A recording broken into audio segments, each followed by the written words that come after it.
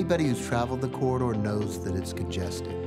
Today, at rush hour, it takes anywhere from 12 to 13 minutes to travel from SH45 North to MoPac. If we don't do anything, by 2035, it'll take 3.5 to 4 times longer. And that will affect the general traveling public, Capital Metro transit vehicles, and emergency responders.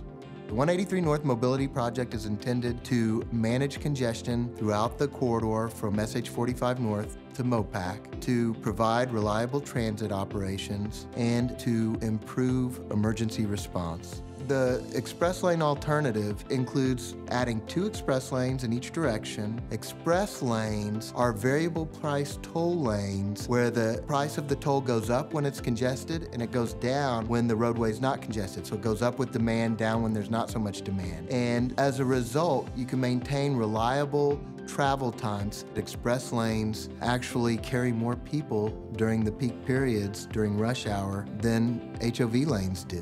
And general purpose lanes just don't have the reliability that express lanes have, because what happens is they just become congested.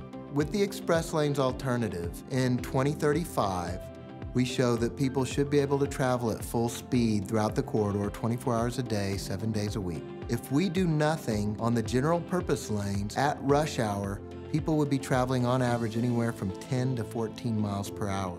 Well, the public has made us aware of a couple of bottlenecks in the corridor. One is where the 4 general purpose lanes drop down to 3 general purpose lanes.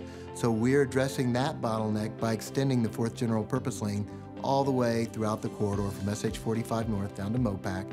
There's also an on-ramp southbound at Oak Knoll, and there's a lot of congestion there at that curve at Oak Knoll. And so we're going to extend the auxiliary lane to extend the merge onto the general purpose lanes from that on-ramp. We're going to be improving bicycle and pedestrian accommodations by constructing continuous sidewalks on both sides of 183 from SH45 North to south of Loop 360.